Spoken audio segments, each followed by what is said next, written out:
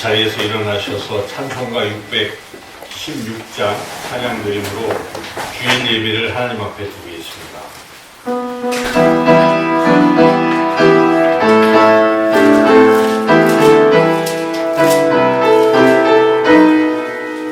주를 경배하리라 경배하리 주를 찬양하리라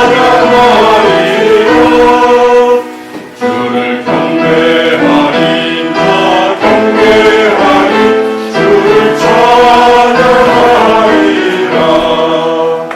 영화로운 주 이름을 모두 찬양 드리옵니다.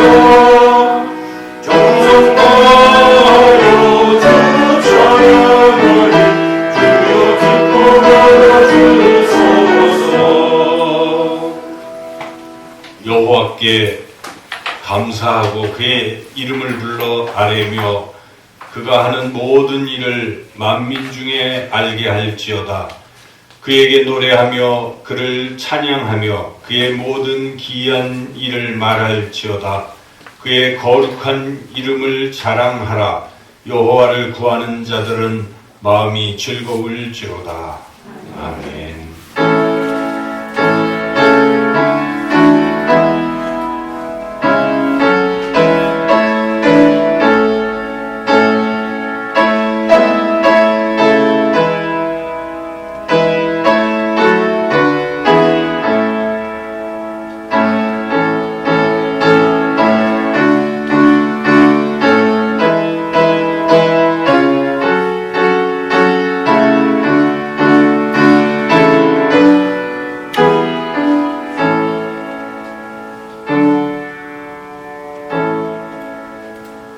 언제나 우리를 변함없이 지키고 사랑하시는 보호하시는 좋으신 아버지 하나님, 코로나 가운데에서도 우리의 생명을 지켜주시고 오늘 거룩한 주일에 사랑하는 주님 앞에 나와 이 시간 예배로 영광을 돌릴 수 있도록 인도해 주심에 감사를 드립니다. 온 마음과 정성을 다해 이곳에 임재하시며 우리의 예배를 기뻐 받으시는 하나님께 예배드리게 하여 주시옵소서. 우리의 찬양과 또 우리가 드리는 예물과 모든 헌신이 하나님 앞에 기쁨이 되게 하시고 또한 우리가 드리는 기도가 하나님 앞에 향기가 되어 하나님을 기쁘시게 하는 예배의 시간 되게 하여 주옵소서. 이 귀한 예배의 시간을 통해서 살아계신 하나님의 음성을 들으며 하나님을 만나며 우리의 영혼이 기쁨을 얻는 복된 시간 되게 하여 주시기를 간절히 원하옵고 예수님의 이름으로 기도드리옵나이다. 아멘. 찬송가 43장 찬양하겠습니다.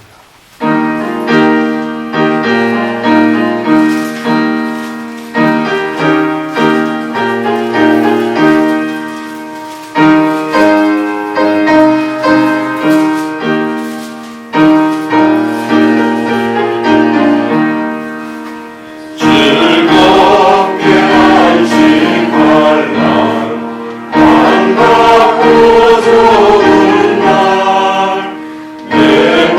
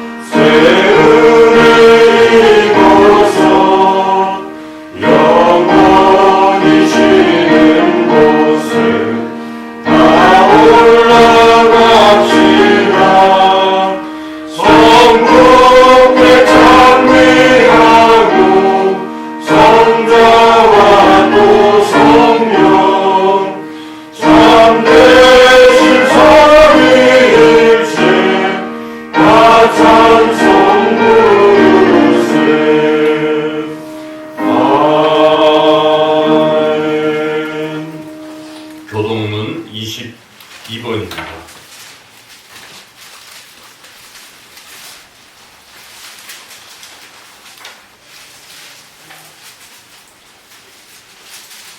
시편 37편 말씀 한 절씩 교독하겠습니다. 악을 행하는 자들 때문에 불평하지 말며 불의를 행하는 자들을 시기하지 말지어다. 그들은 풀과 같이 속히 배임을 당할 것이며 푸른 채소같이 쇠잔할 것이니로다. 여호와를 의뢰하고 선을 행하라. 땅에 머무는 동안 그의 성실을 먹을 거리로 삼을지어다. 또 여호와를 기뻐하라. 그가 내 마음의 소원을 내게 이루어 주시리로다. 네 길을 여호와께 맡기라. 그를 의지하면 그가 이루시고 내 의를 빛같이 나타내시며 내 공의를 성호의 빛같이 하시리로다. 여호와 앞에 잠잠하고 참고 기다리라. 자기들이 형통하며 악한 때를 이루는 자 때문에 불평하지 말지어다. 분을 그치고 노를 버리며 불평하지 말라. 오히려 악을 만들 뿐이라. 아멘. 한 주간 우리의 삶을 생각하고 돌이켜보며 죄와 허물을 하나님 앞에 고백하는 기도를 드리겠습니다. 주보의 기도문으로 함께 기도드리겠습니다. 전능하신 하나님, 무릇 지킬 것보다 내 마음을 지키라 하셨으나 저희들의 마음은 어리석고 조급하고 완악하여 실수가 많았습니다. 말에 실수가 없는 자가 온전한 자라 하셨으나 저희들은 지난 한 주간 말에 실수가 너무나 많았습니다. 경계를 비방하며 하나님께 원망하는 말을 많이 하였습니다. 듣기는 좋게 하고 말하기는 더디하라 하신 주님의 명령과는 반대로 행했습니다. 다른 사람의 말은 끝까지 듣지 못하여 오해를 했고 내 중심의 생각은 조급하게 표현하여 이웃에게 상처를 남겼습니다. 경솔하게도 수많은 말을 입 밖에 내며 조급한 약속을 하는 것이 많았으나 실천에 옮기는 것은 극히 적었습니다. 주여 이 모든 어리석음과 허물을 용서하여 주시고 이제부터는 말과 행함에 지혜로운 자가 되게 하여 주옵소서. 예수님의 이름으로 이 고백의 기도를 드립니다. 아멘. 계속해서 하나님과 나만이 아는 은밀한 죄도 고백하겠습니다.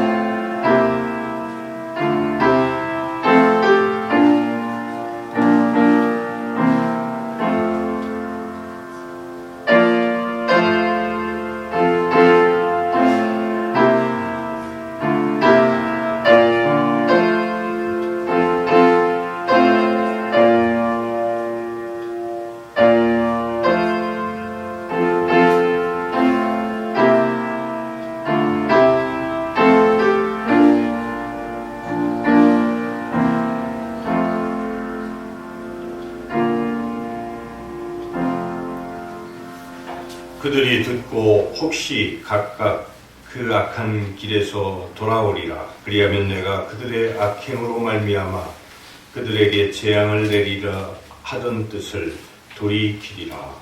아멘. 95장 찬양하겠습니다.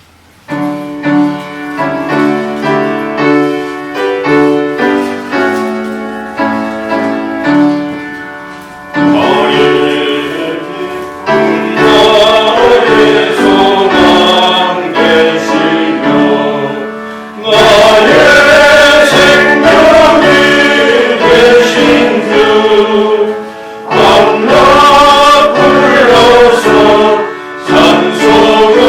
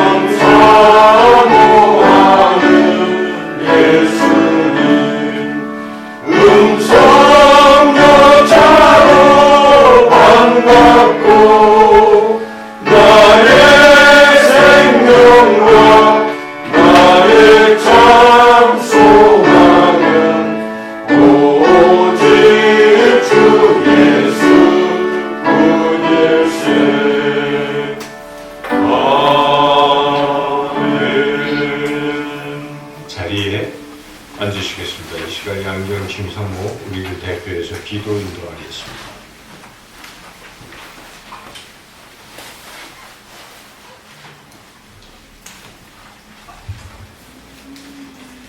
전능하신 하나님 아버지, 지난 한 주간 힘들고 어지러운 세상 가운데에서 살게 하시다가 하나님 오늘 거룩한 주의 날을 맞이하여 주의 전으로 불러주신 은혜를 감사드립니다.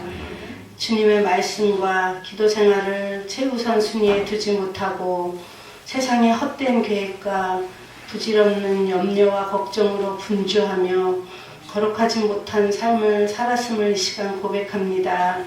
하나님 아버지 용서하여 주시옵소서.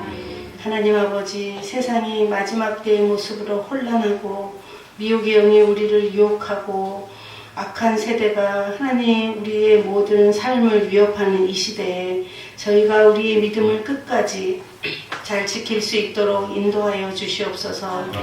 날마다 성령의 충만함을 허락해 주시옵소서. 하나님 아버지 코로나 바이러스로 인하여 많은 사람들이 고통당하고 또한 두려움에 떨고 있습니다. 마지막 때에 진정한 주님의 자녀를 찾는 주님의 음성과 말씀에 잘 응답하며 선한 목자의 음성을 잘 알아들어서 생명으로 하나님 저희를 인도하시려고 하는 그 음성을 저희가 정말 잘 듣게 하여 주시옵소서. 깨어 기도하며 경건에 힘쓰는 모두가 되게 하여 하나님 나라의 생명의 길로 따라가는 저희 모두가 되게 하여 주시옵소서. 우리를 담대하게 하시어 우리의 건강과 생명을 지켜주시고 우리의 삶을 안전하게 지켜주시옵시며 코로나 바이러스로부터 교회의 모든 성도님들과 가족들 그리고 또 섬나의 아이들의 건강과 안전을 지켜주시옵소서. 특별히 우리 사랑하시는 이복기 집사님 하나님 지금 매우 힘든 가운데 있습니다. 하나님 주님 건강을 지켜주시옵시고 늘 하나님 손 붙들고 놓지 않게 하여 주시옵소서. 또한 간호하시는 건강자 권사님의 건강을 지켜주시고 하나님 두 분을 위한 교회의 중보기도가 끊이지 않게 하시고 또 그로 말미암아 주님의 놀라운 은혜와 역사가 일어나게 하여 주시옵소서. 올해 저희 교회가 1년 동안 하고 있는 3.3.1 운동에 모든 성도들이 참여하여 살아계신 하나님의 말씀을 통하여 하나님의 뜻대로 살아가는 저희가 되게 하여 주시옵소서. 이 시간 하나님 목사님을 통하여 주시는 하나님의 말씀으로 우리에게 큰 깨달음과 결단의 시간이 되게 하여 우리의 삶이 변화되며 또 하나님 능력 있는 그리스도의 삶이 되게 하여 주시옵소서. 여러 가지 상황으로 함께 예배드리지 못하는 우리 성도님들에게도 저희와 같은 은혜를 내려 주시옵소서. 감사하며 예수님의 이름으로 기도드리옵나이다. 아멘. 예수님께서 우리에게 가르쳐 주신 주기도문을 함께 드리겠습니다. 하늘에 계신 우리 아버지, 아버지의 이름을 거룩하게 하시며 아버지의 나라가 오게 하시며 아버지의 뜻이 하늘에서와 같이 땅에서도 이루어지게 하소서.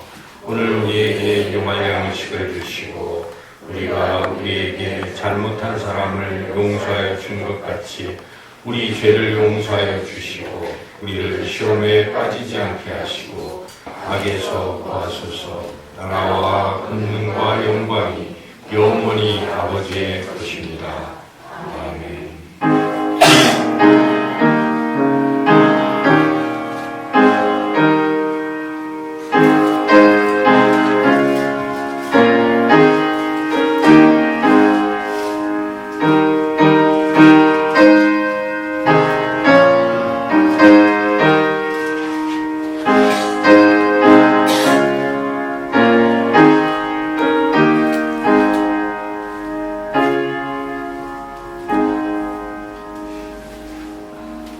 하나님께서 우리에게 주신 말씀 신약성경 217쪽에 있습니다. 사도행전 17장 22절부터 34절까지 말씀입니다. 사도행전 17장 22절부터 34절까지 말씀입니다.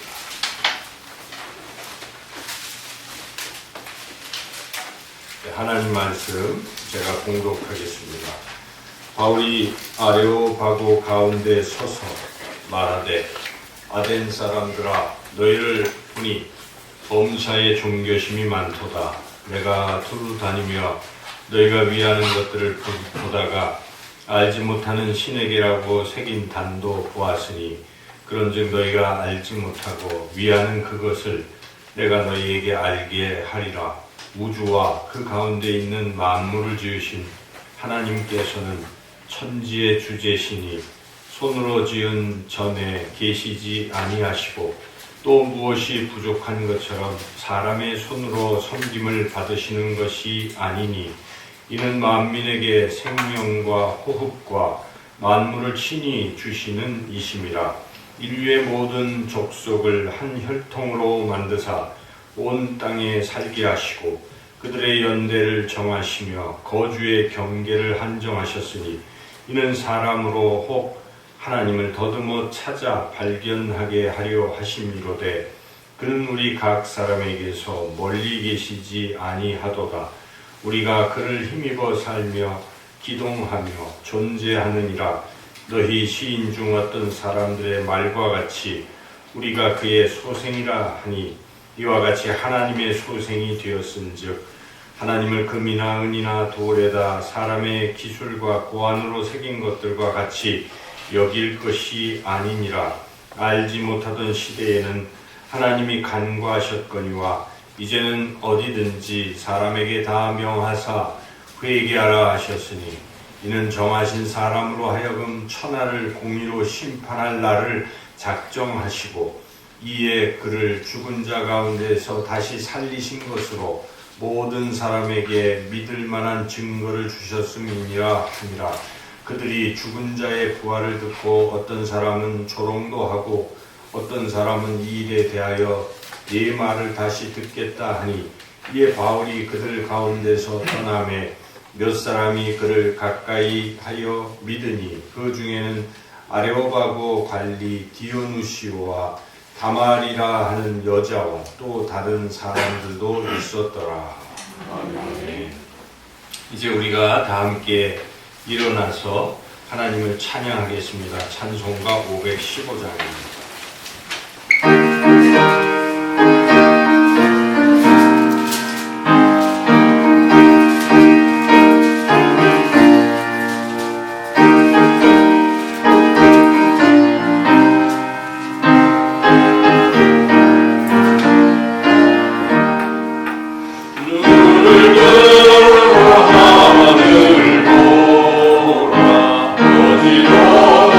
세상 중에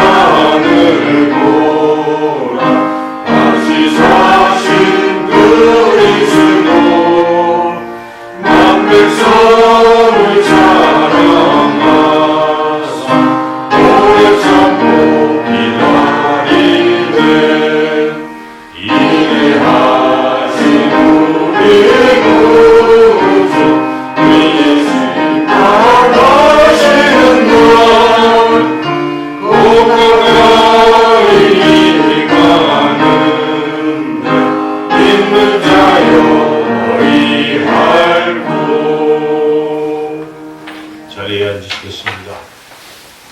하나님 아버지, 이 시간 하나님 앞에 찬양을 올려드렸습니다. 하나님 기뻐 받아 주시옵소서. 말씀을 듣습니다. 주의 성령께서 역사하시사 전하는 자나 듣는 자나 하나님의 말씀, 하나님의 음성을 듣게 하여 주시기를 간절히 원하옵고 예수님의 이름으로 기도드리옵나이다. 아멘. 우리는 예배드릴 때 이렇게 설교를 듣습니다. 여러분, 설교를 들을 때 이 설교가 무엇일까 한번 이렇게 생각해 보신 적이 있습니까? 설교는 물론 이렇게 설교자가 전하는 말입니다. 그러나 또한 이 설교자는 하나님의 말씀입니다. 설교는 하나님의 말씀입니다. 그래서 신학자들은 설교가 하나님의 말씀이라 이렇게 얘기하는데 루터나 칼빈 그리고 칼 바로트 같은 그 유명한 신학자들이 그렇게 말합니다. 그래서 이 하나님의 말씀을 크게 세 가지로 이야기하는데, 첫째는 계시된 말씀입니다. 계시된 말씀이라는 것은 이렇게 계시, 어떤 드러내는 그런 것이죠. 그래서 하나님 자신이 이렇게 자신을 드러내는, 그래서 그것이 계시된 말씀이고, 그 계시된 말씀이 곧 예수 그리스도이십니다. 그러니까 하나님께서 자신을 드러내셨는데 그것이 바로 예수입니다. 그래서 예수님 자체가 하나님의 말씀이라는 것이죠. 두 번째는 기록된 말씀입니다. 하나님의 말씀이 기록이 되어 있어요. 그것이 우리가 가지고 다니는 신구약 성경 66권입니다. 그래서 두 번째는 기록된 말씀, 세 번째는 선포된 말씀이라고 합니다. 그래서 하나님의 말씀이 선포되었다. 바로 설교를 가리킵니다. 그래서 설교는 하나님의 말씀인데 이렇게 선포되고 해석된 하나님의 말씀이다. 그렇게 신학자들이 말하고 있는데 그렇습니다. 설교가 하나님의 말씀입니다. 만약 설교가 하나님의 말씀이라면, 그리고 그 설교를 이렇게 많은 사람들이 설교자들이 하는데 그 설교가 진짜로 하나님의 말씀이 되려면 설교하는 사람은 정말 기도해야 되는 것이죠. 그래서 제가 신학교 때 성원, 운반, 일념이라는 이 6글자에 그걸 배웠어요. 설교학 시간에. 그러니까 성원은 거룩한 말씀입니다. 그러니까 설교자는 거룩한 하나님의 말씀을 운반하는 그 한 가지 생각으로 설교를 해야 된다. 그래서 굉장히 두렵고 떨리는 그런 마음이었습니다. 야, 이게 어떻게 하나님의 말씀을 전할 수 있을까? 그래서 설교는 그와 같이 하나님의 말씀이고, 또 그렇게 되려면 설교자는 정말 두렵고 떨리는 마음으로, 그리고 또 기도하고 또 기도하고, 자기의 허탄한 말을 해서는 안 되는 거죠. 인간의 말을 자꾸 하려고 하지 말고 하나님의 말씀인 성경을 그대로 잘 전해야 되는데, 이걸 그냥 그대로 성경을 읽으면 잘 이해를 못하기 때문에 성경을 쉽게 얘기하면 이해할 수 있도록 잘 바르게 해석하고 전달하고, 그게 설교인 것이죠. 그게 하나님의 말씀이 되는 것이죠. 그래서 설교가 하나님의 말씀이 되려면 그렇게 설교자가 잘 전해야 되는 것은 두말할 나위가 없습니다. 그런데 또한 설교가 과연 하나님의 말씀이 되려면 또 중요한 것은 그 설교를 듣는 사람의 태도입니다. 설교를 들을 때 그저 설교자의 말로만 치부하면 아무 그게 들리는 게 없어요.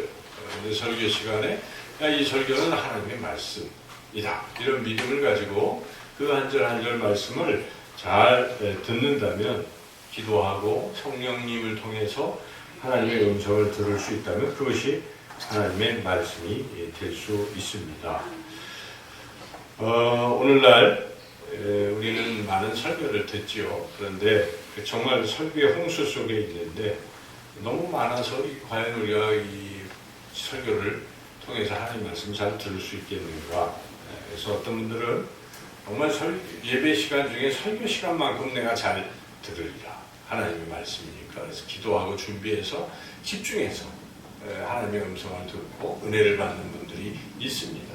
그러나 또 한편에는 이 설교를 들을 때 처음에는 좀 들으려고 했지만은 이내 다른 생각이 설교를 듣다 보면 어떤 말투에서 다른 생각이 전혀 이렇게 옮기잖아요. 그럼 그 생각에 골몰하다 놓치다 보면 졸립고 뭐 이러다 보니까 집중을 못해서 결국 설교 끝날 때까지 그만 졸기도 하고 또 간밤에 피곤해서 그럴 수도 있고 이제 그런 사람도 있고요. 또 어떤 분들은 아예 설교를 무가치하게 생각하는 그러니까 예배를 드리긴 드리는데 설교를 들을 마음의 준비가 안 돼 있는 이런 경우는 아예 설교 시간에 다른 생각을 하기로 작정하는 분도 있어요.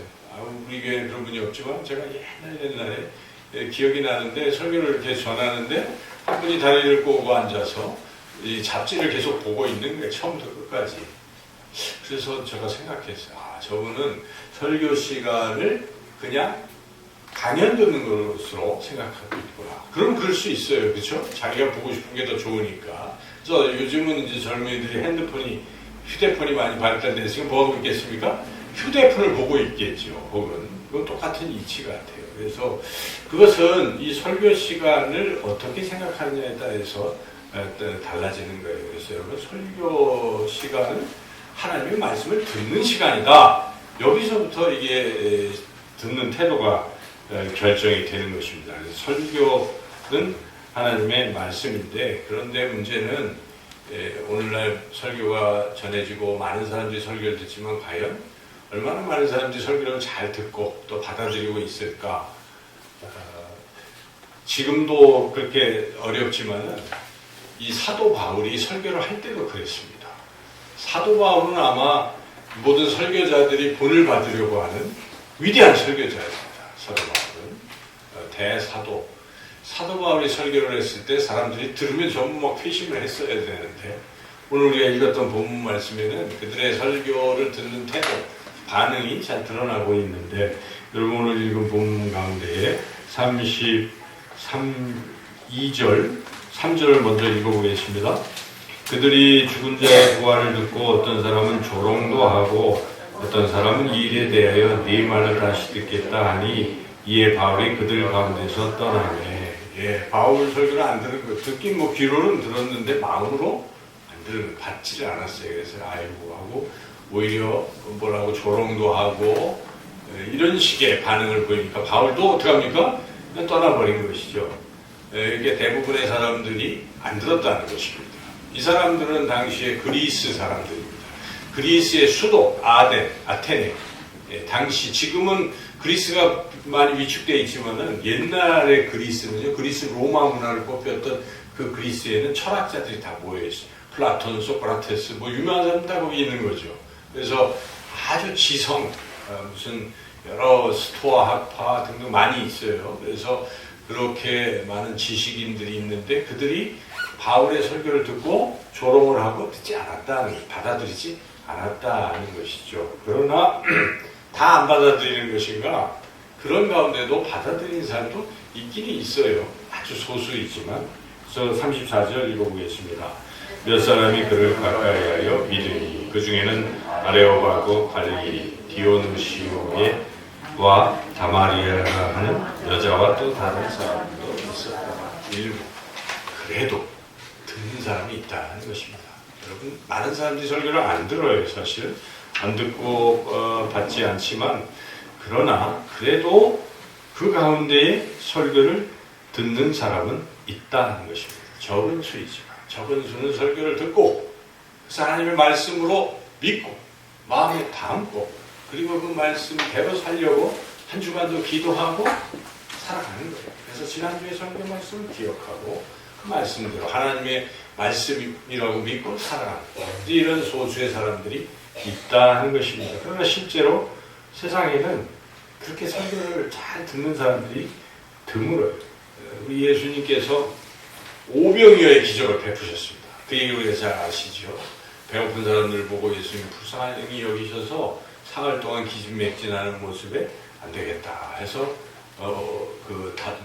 물고기 2마리, 떡 5개로 5,000명을 배불리 먹여 주셨어요. 사람들이 얼마나 좋습니까? 이게 내가 이거 떡을 먹었구나. 이제 예수님 따라가야지. 굉장히 많은 사람들이 예수님을 이렇게 쭉 따라옵니다. 근데 예수님께서 또 떡을 주시나 하고 쳐다보고 있는데 이번에는 떡 대신에 예수님께서 설교를 하시는 거예요. 그 사람들을 모아놓고 예수님이 설교를 하십니다. 설교의 주제는 떡 먹은 사람들에게 떡 얘기를 하셨습니다. 바로 내가 생명의 떡이다. 영생의 떡이다. 나를 믿는 사람은 영원히 죽지 아니할 것이다 하는 이 복음의 핵심을 말씀을 하셨어요. 그러면 어떻게 해야 되겠습니까? 그 오병이어 기적을 경험한 사람들이 믿습니다고 예수님 믿어야 되는데 성경은 그렇게 기록하지 않고 있습니다. 그 말씀을 듣고 다 가버렸어요. 떡 얘기를 무슨 알아듣지 못하는 영생의 떡이야 하고 떡이나 오병이어의 기적이나 다시 한번 베풀지 이제 그 자신이 없나 봐 하고 다 가버렸어요. 그때 예수님 탄식을 하십니다.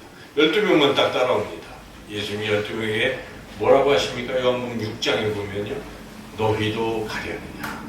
그러니까 우리가 이걸 보면 수만 명이 예수님을 따라왔다가 설교를 듣고 회심을 해야 되는데 도망가 버린다는 거죠. 오늘날도 예배드리고 교회 오고 하는데 설교만큼 잘 안 듣는 특이한 사람들이 있을 수 있다는 것입니다. 그러나 설교 시간이 굉장히 중요한 거예요. 예수님이 너희도 가려느냐 하는 것은 설교를 잘 듣고 말씀을 받으라 하는 것입니다. 근데 그게 그렇게 쉽지가 않다는 뜻이에요. 그래서 예수님이 이런 말씀도 하십니다. 좁은 문으로 들어가라. 멸망으로 인도하는 문은 크고 그리로 들어가는 자, 그 길이 넓어 그리로 들어가는 자가 많고 생명으로 인도하는 문은 좁고 길이 협착하여 찾는 자가 적음이라. 주님 분명히 말씀하시는 게 여러분 좁은 문에 들어가기로 힘쓰는 건 무엇입니까? 세상 사람들이 잘 하지 않고 어려워하는 그 길에 진리가 있다는 것입니다. 그래서 하나님의 말씀을 다 들으면 나도 괜찮을 텐데 그 중에 나도 하나로 들으면 되는데 다 안 들으니까 안 듣는 게 괜찮은가? 여러분 그렇게 생각할 수가 있어요. 그러니까 늘 하는 설교 시간에 졸면 좀 어때? 저기 있는 저 사람, 저 장로님도 좋으셔? 권사님도 좋으셔? 다 졸고 있는데 괜찮아 라고 생각하는 것은 그거 안 되는 거예요. 그렇죠? 좁은 문에 들어가야 되는 것이요. 말씀을 들어야 돼요. 하나님의 말씀을 들어야 살아나는 것입니다.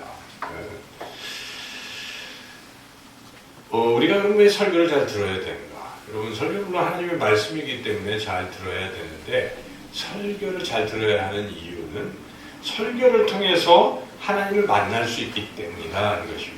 사람은 하나님 만나야 되잖아요. 언제 하나님을 만납니까?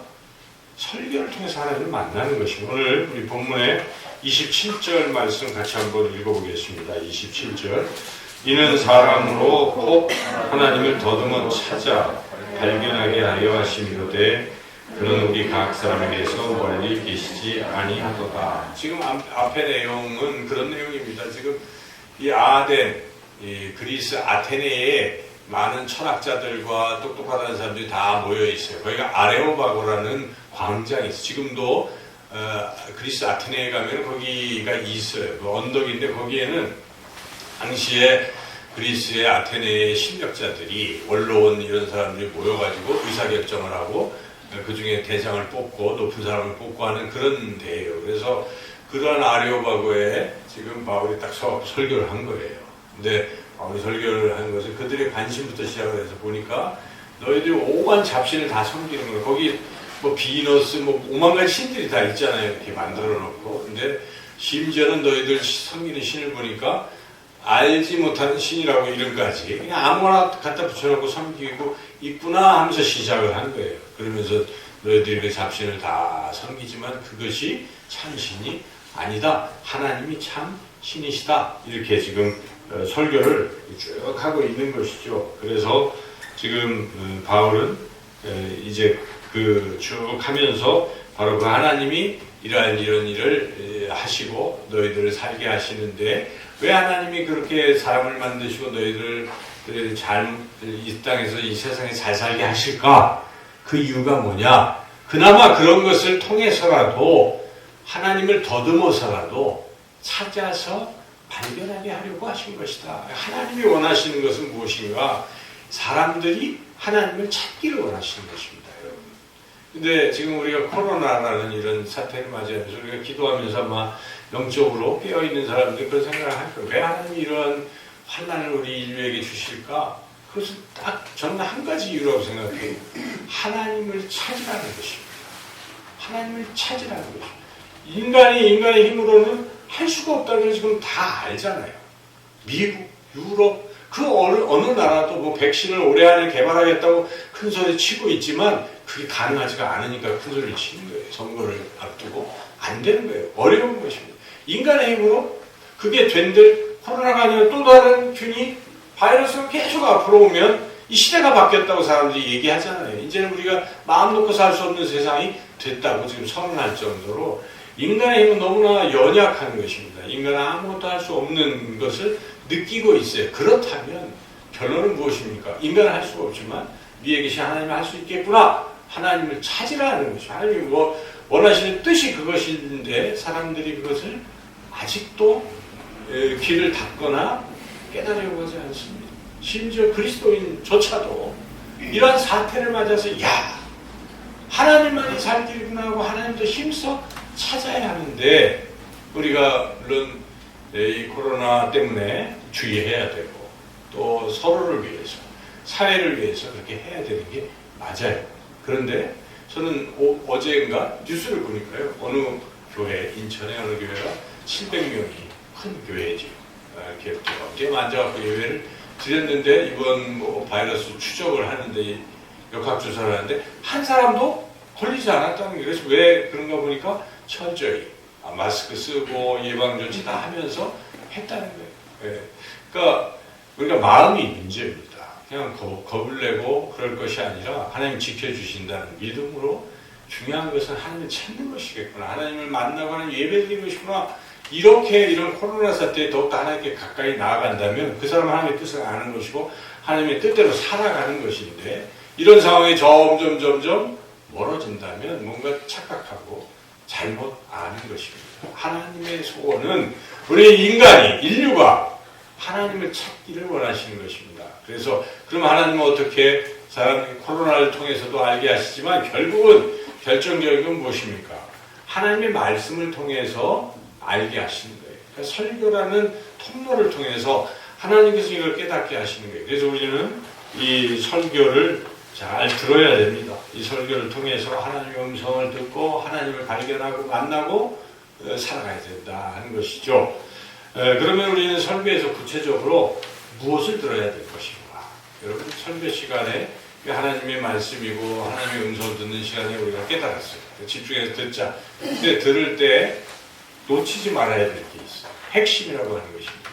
여러분 많은 이야기가 있을 때 다 들을 수는 없고 또는 다 기억할 수도 없는데 핵심은 기억해야 돼요.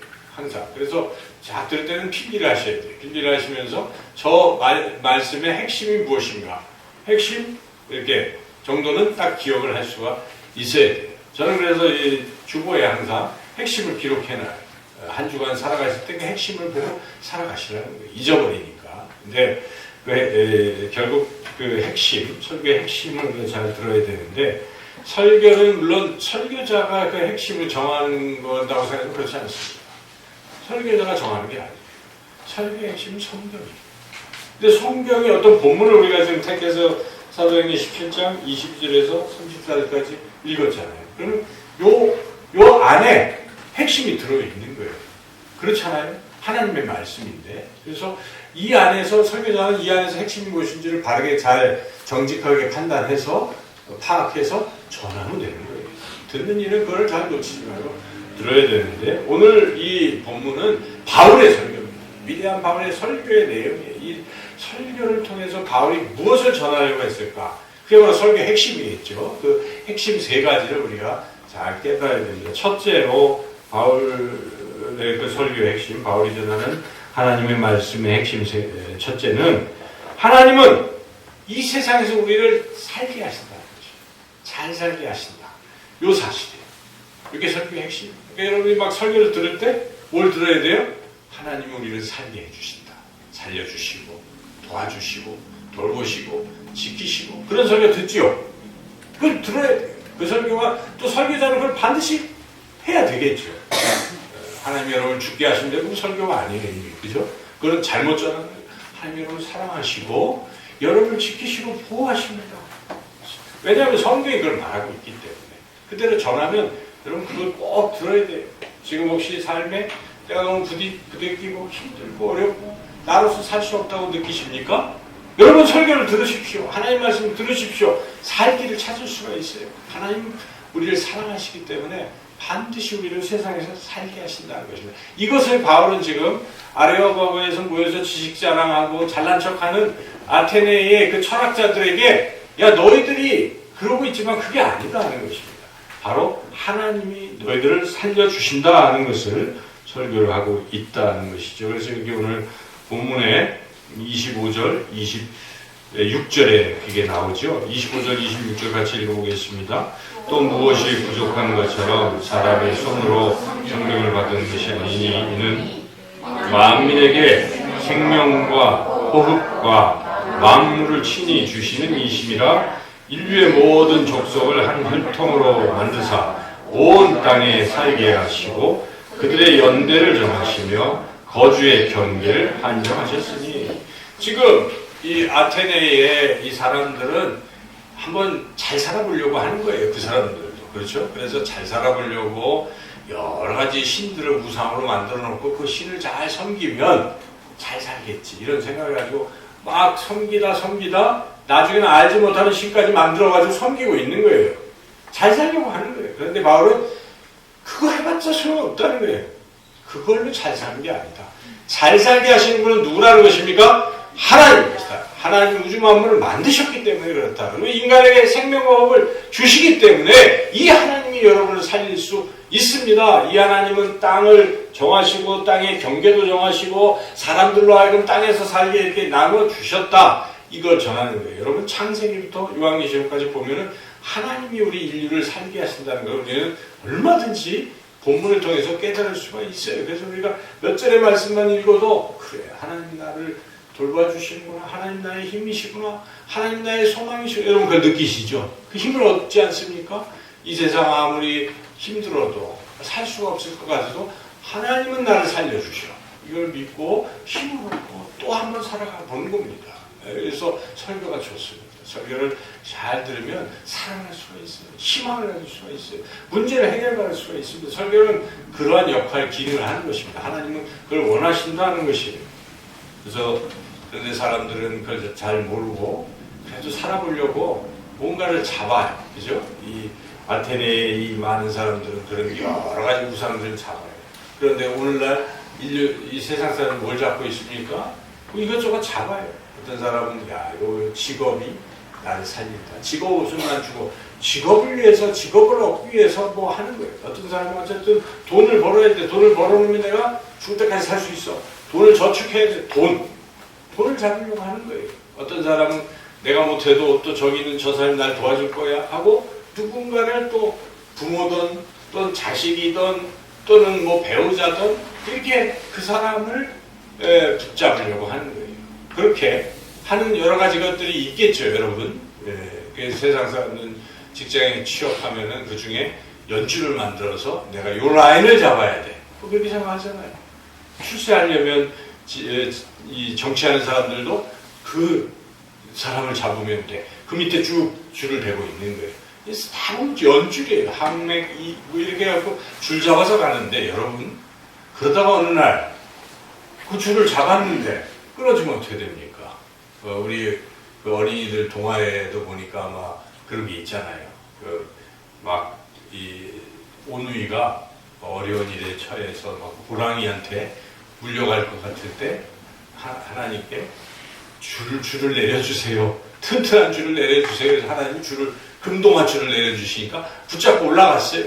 그래서 호랑이도 하나님께 저도 줄 하나 내려주세요. 그런데 하나님이 쭉 내려주는데 붙잡고 올라가는 게 무슨 줄입니까? 썩은 줄이.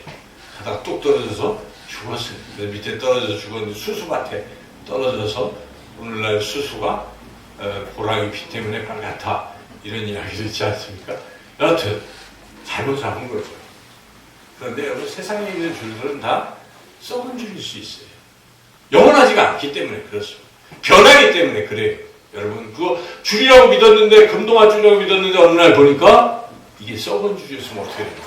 떨어져서 내가 죽는 것입니다. 인생 다 살아보니까 썩은 줄 자꾸 살았어요. 나중에 죽어보니까 썩은 줄이었어요. 이 얼마나 허망하겠습니까? 여러분 금동아 줄이 무엇이겠습니까? 오늘 말씀 바울이 전한 대로 살아계신 하나님이 우리의 금동아 줄인 줄 믿습니다.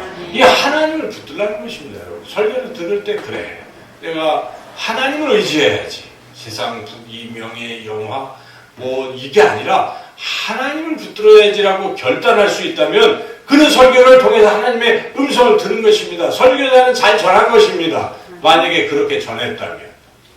두 번째로 바울은 지금 그게 설교의 핵심입니다. 두 번째 바울이 전한 설교의 핵심은 심판이 있다는 것입니다. 심판이 세상을 심판하신다는 것입니다. 이걸 놓치면 안 된다는 것입니다. 그래서 바울은 이어서 하나님이 사람들을 살게 하는 것이다. 이렇게 전한 후에 두 번째로 전한 것이 31절에 나타나는데 31절을 같이 한번 읽어보겠습니다.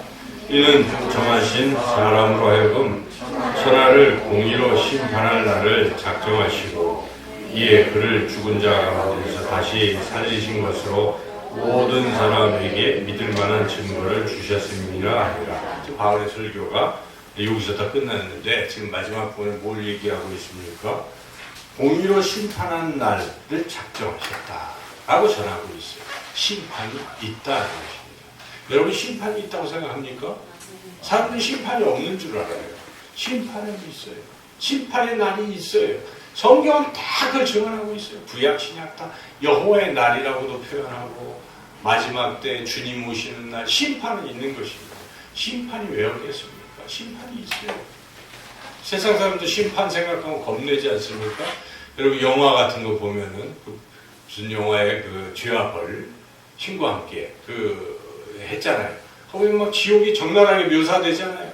그런 거 보면 와 심판이 있겠다. 잠시 긴장해. 영화를 보고 나올 때 보면은 사람들의 표정은 잘 살아야지. 잠시 그렇게 하긴 해요. 그러나 곧 잊어버리잖아요.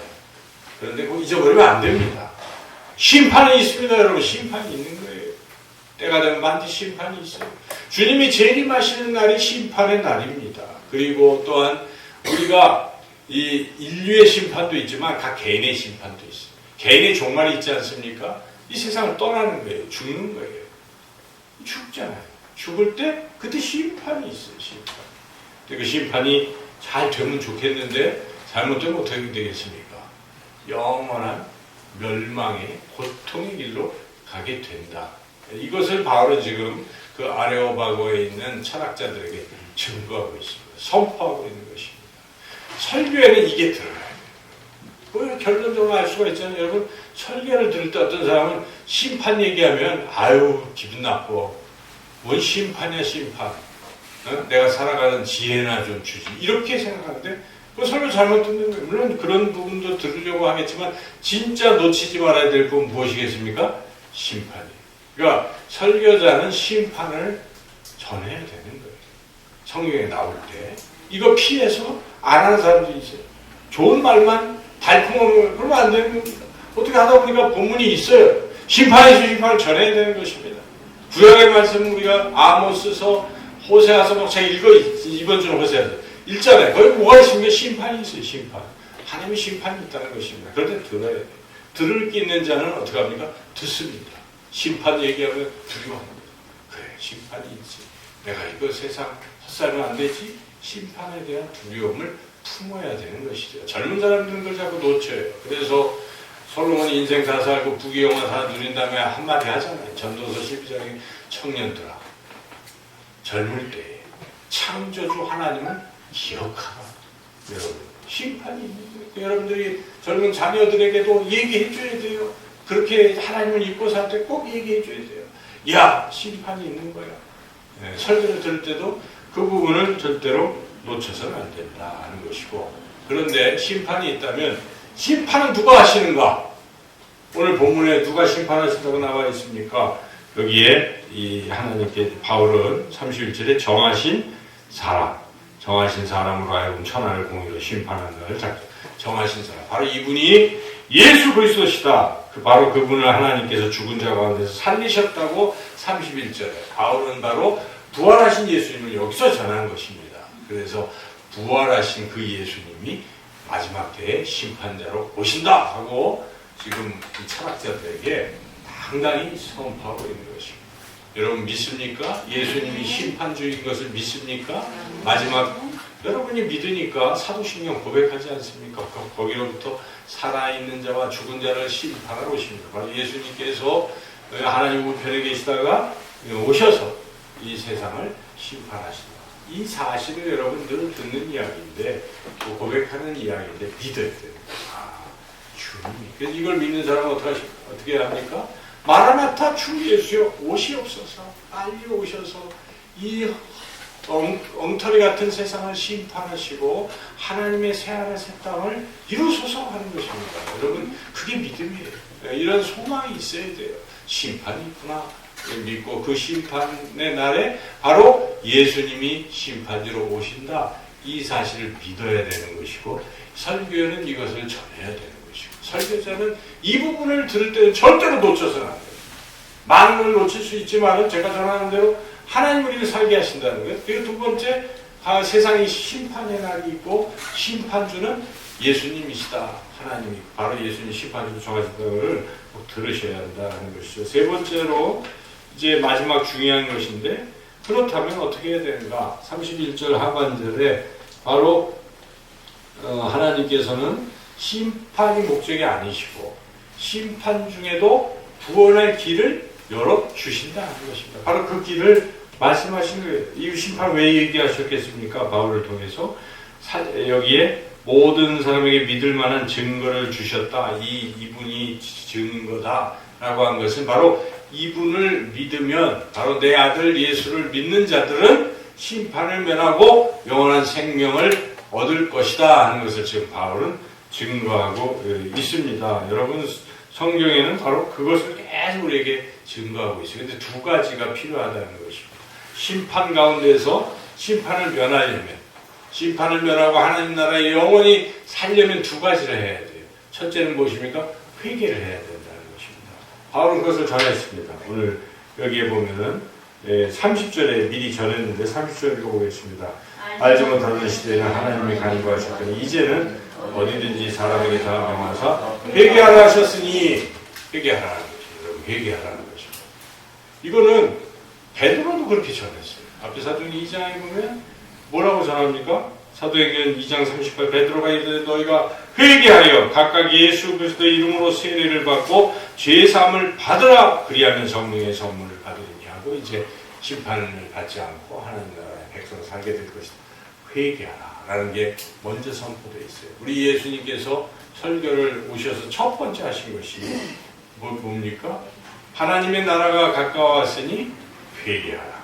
복음을 믿으라. 회개하라. 회개의 촉구는 우리 하나님의 아들이신 예수님도 하신 것입니다. 여러분 회개가 빠지면 심판을 면할 수가 없어요. 안 그렇겠습니까? 죄를 지을 대로 다 져놓고 회개를 안 하면, 죄를 지을 대로 다 져놓고 죄인인 것을 깨닫지 못하면 심판할 때 당연히 뭐가 되겠습니까? 뭐 죄인이에요. 여러분 사는 사람, 나는 이 정도 신앙생활 잘했다고 생각해요.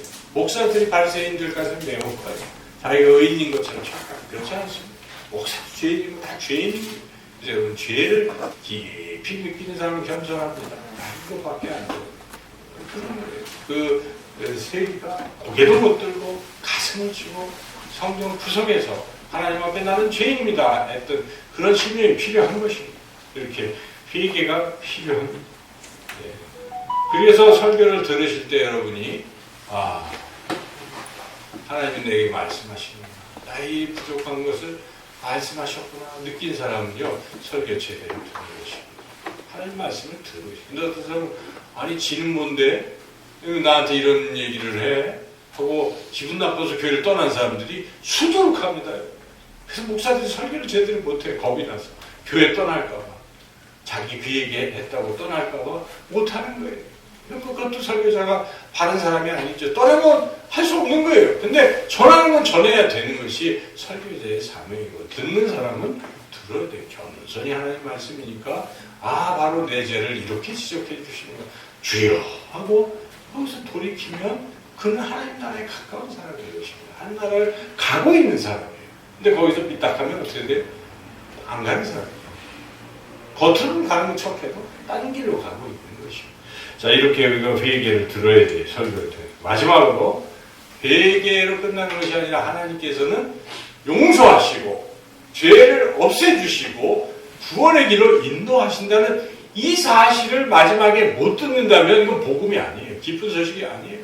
너 죄인이다 지적만 받고 가면 어떻게 돼요? 길이 없는데 그게 아니에요.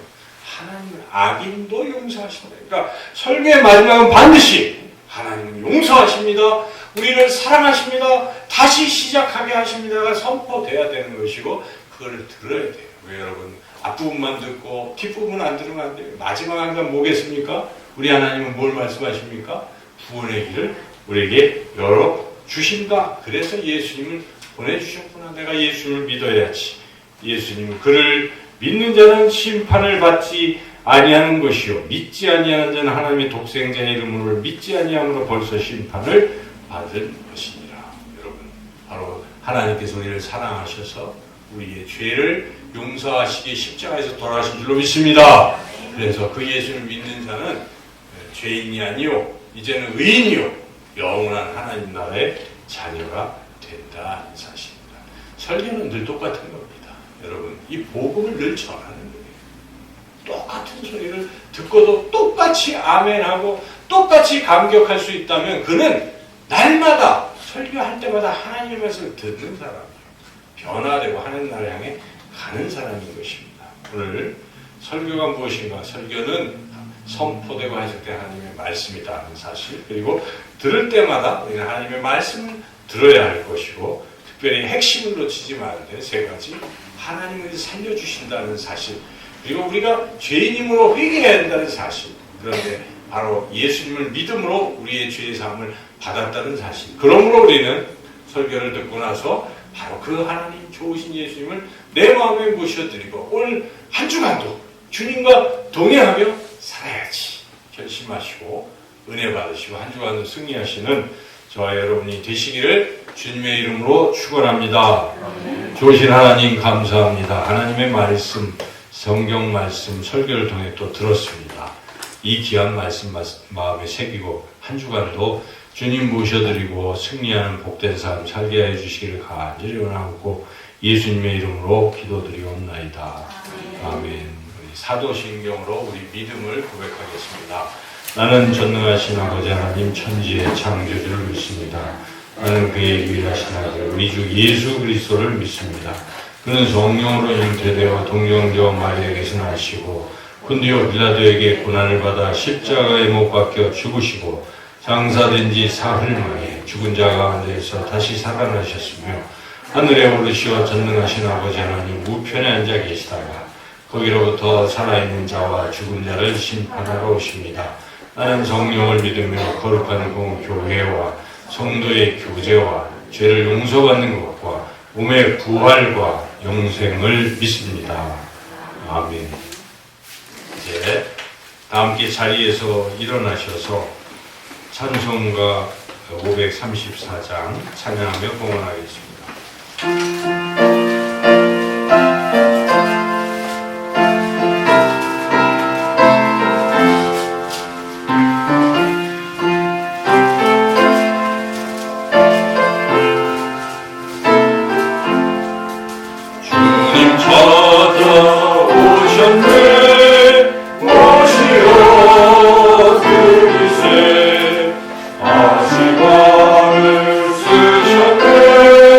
모시오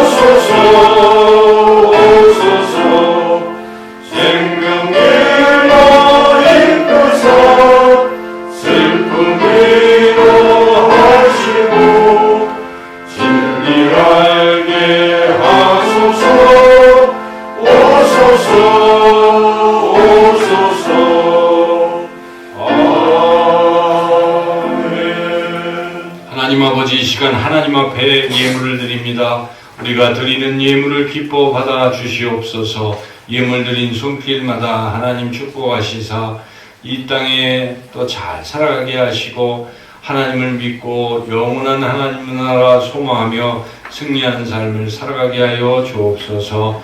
여러가지 형편 사정으로 드리지 못해서 안타까워하는 손길 위에도 하나님 동일한 은혜를 내려주시기를 원하옵고 예수님의 이름으로 기도드리옵나이다.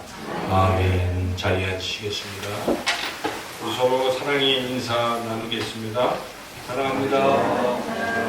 사랑합니다. 아니, 오늘 그냥 거의 다 나오셨군요. 사랑합니다. 네. 그 주보를 보시고, 그래서 우리가 금주의 기도 제목, 지난주를 돌아보며 읽어보겠습니다. 성령 충만받아 하나님의 영광을 보며 살아갑니다. 금주의 기도 제목, 하나님을 모시고 이 땅에서 행복하게 살며 심판을 면하고 영원히 살게 하소서. 우리 이복기 집사님 제가 밴드를 통해서 알려드렸지만은 통증이 너무 심하셔서 병원에서 잠깐 입원하셨다가 다시 퇴원하시고 하시는데 선망증세도 오시고 그러셔서 많이 약하십니다. 우리가 계속 기도해야 되겠습니다. 그리고 우리 서명 집사님 차남이 상일이가 이제 군대에 지금 입대했습니다. 4주 동안 훈련받고 있는데 위에서 기도해 주시고 여러 아프신 분들 위해서 늘 기도해 주시기 바랍니다. 그리고 우리 지금 생활 방역 이렇게 하고 있는데 이태원 때문에 또 많이 좀 그랬는데 그래도 우리 성도님 이렇게 나오시니까 좋고요. 우리가 잘 이렇게 방역만 잘 하시고 아직 정부가 얘기하기 전까지는 식사를 하지 않도록 하겠습니다. 지금 이대로 그냥 우리가 주일 11시 예배 드리시고 그리고 아직 어린이들이나 어르신들은 조금 안 될 것 같아요. 제가 보기에 면역이 너무 약하고 또 기저질환이나 증상이 있는 분들은 당분간 계속 이대로 정부 지침대로 하고요. 그리고 이런저런 형편은 못 나오실 경우는 1시쯤에 예배를 실황을 그대로 다 올리니까 그렇게 예배를 드리셔도 되겠습니다. 그리고 새벽 기도회는 드리고 있고 당분간 다른 거는 일단은 하고 그런데 이제 5월 31일 성령 강림 주일날은 다 같이 어르신도 예배를 드리자 이렇게 지금 총회에서 얘기는 했는데 그것도 지켜봐야 되겠어요. 이태원 사태가 있기 전에 얘기 나온 건데 지금 어떻게 결정할지는 또 제가 보고 있는데요. 그거에 따라서 하도록 하겠습니다. 그리고 계속 우리 코로나 사라지도록 기도해야 되겠습니다. 이제 다 함께 자리에서 일어나셔서 찬송가 639장 찬양드리겠습니다.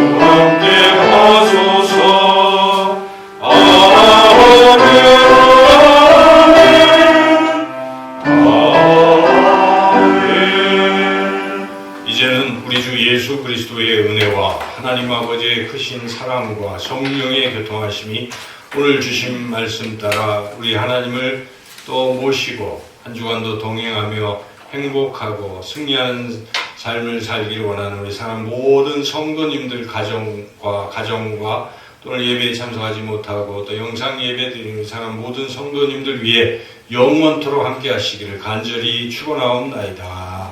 아멘.